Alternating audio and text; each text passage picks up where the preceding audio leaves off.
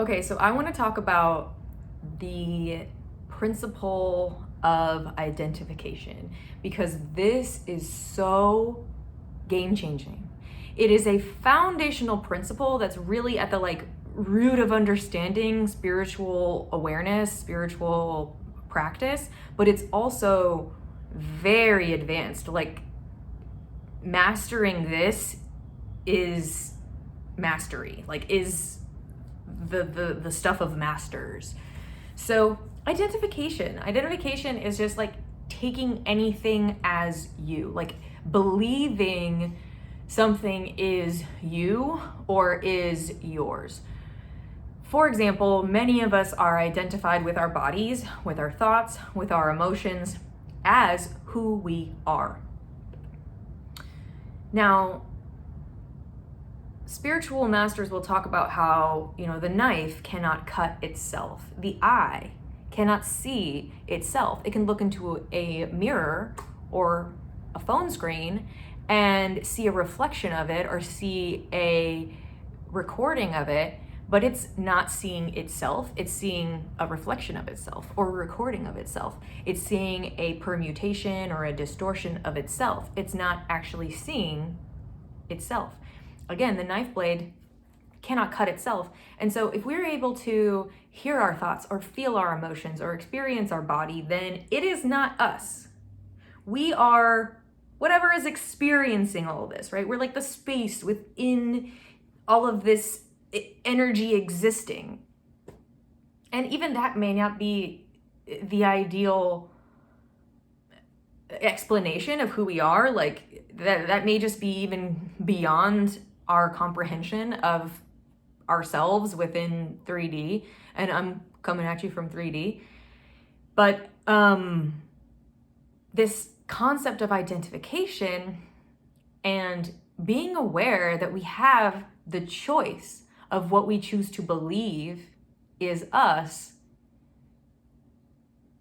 has so much freedom available. It's so empowering because that freedom, that choice to not identify with our thoughts or not identify with our emotions is the difference between a reaction that you don't really feel in control of and being a boss, being in control, being a manifester, being someone who creates their reality, creates their experience. So there is so much power available in identification in this principle. And it's not easy, and maybe that's just a limiting belief. I'd love to believe it is easy, but it hasn't been my experience of it so far, because when those emotions hit, when you're in it, it's like,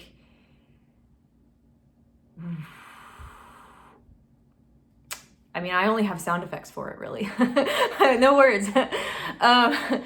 But the power that's available from choosing to see the thoughts and the emotions as just passing input, as subjective.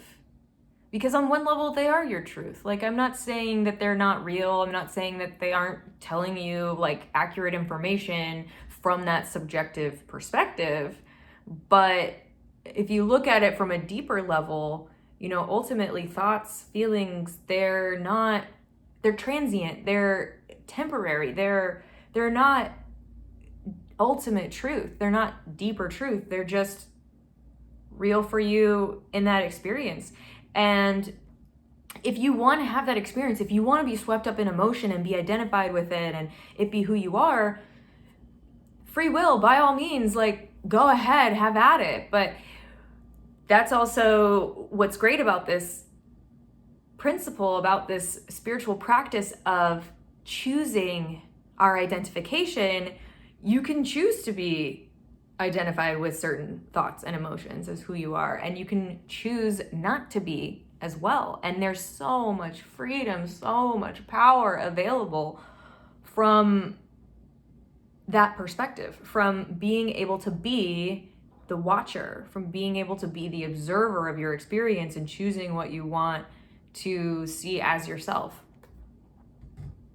So again, this is pretty advanced stuff, but it's also so foundational that it's like a lesson 1 and lesson like 5,000 or whatever, and like every lesson in between. But yeah, I just wanted to talk about this because the more I talk about it, the more I understand it and can integrate it into my life. So yeah, my name is Michelle Whetstone. Not that that's relevant, but if you liked this video, show me love. I appreciate it. I, don't need it, but like really appreciate it. All right, namaste, motherfuckers. Namaste.